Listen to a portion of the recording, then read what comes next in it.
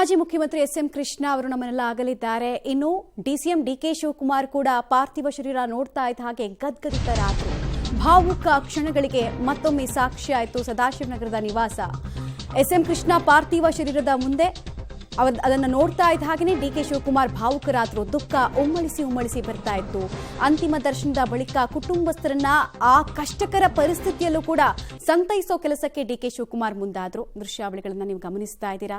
DCM DK. Shivakumar ಅವರು ತಮ್ಮ ರಾಜಕೀಯ ಜೀವನ ಸ್ಟಾರ್ಟ್ ಮಾಡಿದಾಗಲಿಂದ ಇಲ್ಲಿ ತನಕ ಎಸ್.ಎಂ. ಕೃಷ್ಣ ಅವರು ನನಗೆ ಗಾಡ್ ಫಾದರ್ ಇದ್ದ ಹಾಗೆ, ಡೇ ಒನ್ನಿಂದ ನನಗೆ ಸಪೋರ್ಟ್ ಮಾಡ್ಕೊಂಡು ಬಂದವರು ಅಂತ ಹೇಳ್ತಾ ಇದ್ರು. At the same time SM. Krishna ಅವರು ಕೂಡ 98ರ ಎಲೆಕ್ಷನ್ ಬಗ್ಗೆ ಇತ್ತೀಚಿನ ಒಂದು ಸಂದರ್ಶನದಲ್ಲಿ ಹೇಳ್ತಾ ಇದ್ರು. 98ರಲ್ಲಿ ನಾನು ಕೆಪಿಸಿಸಿ ಅಧ್ಯಕ್ಷ ಆಗೋದಕ್ಕೆ ಡಿ.ಕೆ. ಶಿವಕುಮಾರ್ ದೆಹಲಿಗೆ ಹೋಗಿ ಅಲ್ಲಿ ಗಟ್ಟಿಯಾಗಿ ನನ್ನ ಪರವಾಗಿ ಮಾತಾಡಿದ್ರು. ಅವ್ರ ಜೊತೆಗೆ ಒಂದು 3-4 ಜನರನ್ನ ಕರ್ಕೊಂಡು ಹೋಗಿ ಈ ಎಲೆಕ್ಷನ್ ಅಲ್ಲಿ ಒಕ್ಕಲಿಗ ಸಮುದಾಯಕ್ಕೆ ಒಂದು ಲೀಡರ್ಶಿಪ್ ಬೇಕು ಅಂತಲೇ ನನ್ನ ಬಗ್ಗೆ ಹೇಳಿದ್ರು ಅಂತ ಹೇಳ್ಕೊಂಡಿದ್ರು. ಸೊ ಒಡನಾಟ 30-40 ವರ್ಷದ್ದು.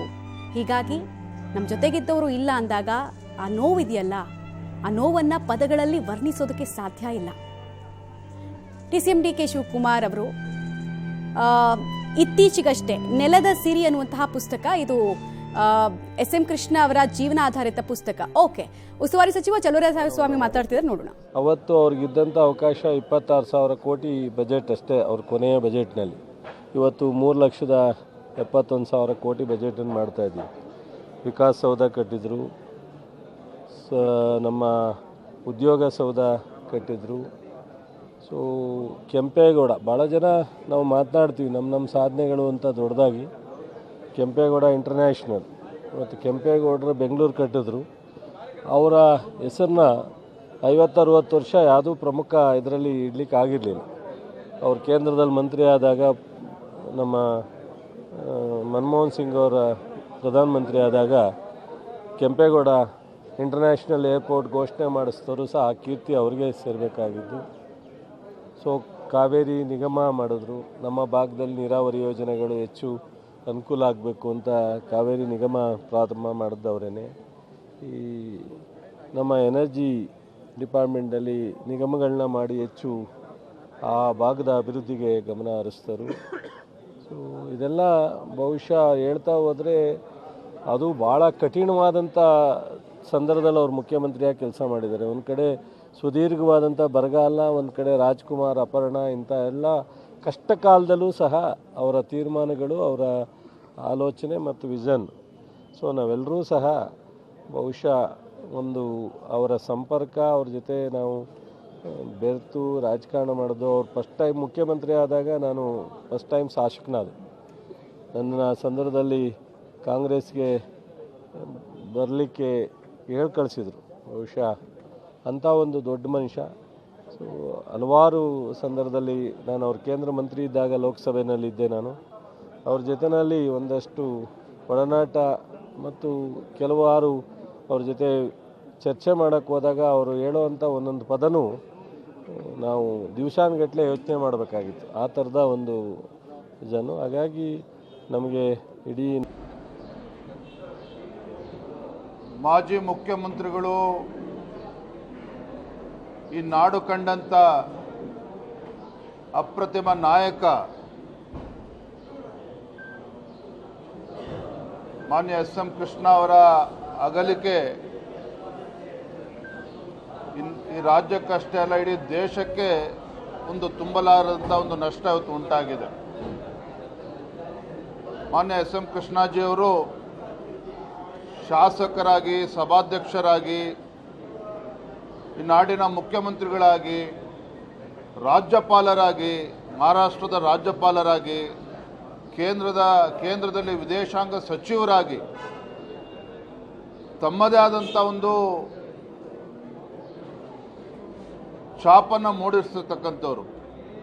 ಯಾವ ಸ್ಥಾನವನ್ನು ಅಲಂಕರಿಸಿದ್ರೋ ಪ್ರತಿಯೊಂದು ಹಂತದಲ್ಲೂ ಸಹ ಸಭಾಧ್ಯಕ್ಷರಾಗಿ, ಮುಖ್ಯಮಂತ್ರಿಗಳಾಗಿ, ಕೇಂದ್ರ ಸಚಿವರಾಗಿ ಅವ್ರದ್ದೇ ಆದಂಥ ಒಂದು ಛಾಪನ್ನು ಮೂಡಿಸಿರ್ತಕ್ಕಂಥವ್ರು. ಎಸ್.ಎಂ. ಕೃಷ್ಣ ಅವರು ನಾವೆಲ್ಲರೂ ನೆನಪು ಇಟ್ಕೊಂಡಿರೋ ಹಾಗೆ ಬಹುಶಃ ಕರ್ನಾಟಕ ರಾಜ್ಯ ಅಥವಾ ಬೆಂಗಳೂರು ಮಹಾನಗರ ಜಾಗತಿಕ ಮಟ್ಟದಲ್ಲಿ ಇವತ್ತು ಗುರುತಿಸ್ತಾರೆ ಅಂತ ಹೇಳಿದ್ರೆ ಅದಕ್ಕೆ ಕಾರಣ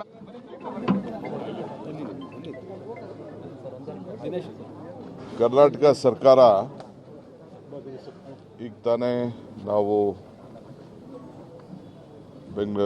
ಬೆಳಗಾಂನಲ್ಲಿ ಬಿಸ್ನೆಸ್ ಅಡ್ವೈಸರಿ ಕಮಿಟಿ ಸಭೆ ಕೂಡ ನಡೆಸಿದೆ. ಬೆಳಗ್ಗೆ ಮುಖ್ಯಮಂತ್ರಿಗಳ ಹತ್ರ ಕೂಡ ನಾನು ಬೆಳಗ್ಗೆ ಎದ್ದು ಚರ್ಚೆ ಮಾಡಿದ್ದೇನೆ. ನಾಳೆ ಬೆಳಗ್ಗೆ ನಾಳೆ ಸರ್ಕಾರದ ರಜಾ ಘೋಷಣೆ ಆಗಿದೆ. ಇಡೀ ರಾಜ್ಯದ ಉದ್ದಗಲೂ ಕೂಡ ಎಲ್ಲ ಸಾರ್ವಜನಿಕರು ಕೂಡ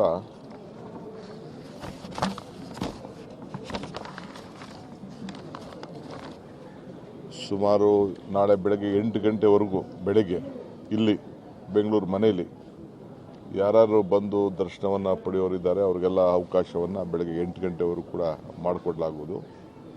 ಇದರಿಂದ 8 ಗಂಟೆ ಮೇಲೆ ಮದ್ದೂರಿಗೆ ಅವರ ಗೌರವ ಪಾರ್ಥಿವ ಶರೀರವನ್ನು ತೆಗೆದುಕೊಂಡು ಹೋಗಲಾಗ್ತದೆ. ಅಲ್ಲಿ ಸುಮಾರು 10:15 ಗಂಟೆಯಿಂದ ಮಧ್ಯಾಹ್ನ 3 ಗಂಟೆವರೆಗೂ ಮಂಡ್ಯ ಜನ, ಮದ್ದೂರು, ಮೈಸೂರವರು ಯಾರೇ ಬಂದರೂ ಕೂಡ ಅಲ್ಲಿ ದರ್ಶನಕ್ಕೆ ಇಡಲಾಗ್ತದೆ. ಅದಾದ ಮೇಲೆ ಸರ್ಕಾರ ಅದರ ಜವಾಬ್ದಾರಿ ತೆಗೆದುಕೊಂಡು ಅವರ ಗೌರವವನ್ನು ಯಾವ ರೀತಿ ಸಲ್ಲಿಸಬೇಕು ಅವರ ಪದ್ಧತಿ ಪ್ರಕಾರ ಅದನ್ನು ಫೈನಲ್ಲು 4 ಗಂಟೆಗೆ, ಆದರೆ 3 ಗಂಟೆಗೆ ದರ್ಶನ ಕ್ಲೋಸ್ ಆಗ್ತದೆ. ಸೊ ಅದಕ್ಕೆ ಯಾರೇ ಆಗಲಿ ದರ್ಶನ ಪಡೆಯೋರು ಇಚ್ಛೆಯವರು 3 ಗಂಟೆ ಒಳಗಡೆ ಮದ್ದೂರಿಗೆ ಬಂದು ಅವರು ಬಂದು ದರ್ಶನವನ್ನು ಪಡ್ಬೋದು. ಅಂತಿಮ ನಮಸ್ಕಾರವನ್ನು ಸಲ್ಲಿಸಲಿಕ್ಕೆ ಒಂದು ಅವಕಾಶವನ್ನು ಕುಟುಂಬದ ಪರವಾಗಿ ಮತ್ತು ಸರ್ಕಾರದ ಪರವಾಗಿ 2 ವಿಚಾರದಲ್ಲೂ ಕೂಡ ನಾನು ಈ ಘೋಷಣೆಯನ್ನು ನಾನು ಮಾಡ್ತಾ ಇದ್ದೀನಿ. Today till tomorrow morning 8 AM we will permit anyone who wants to desire to pay their respect in Bangalore at the residence will be allowed here. So morning at 8 o'clock the S.M. Krishna's body will be taken to Maddur, Somnalli in his own land. He will be there, and from 10:30 there will be a stop at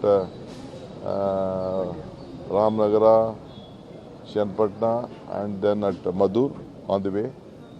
Then at till 10:30 we will reach to Maddur, that is Somnalli.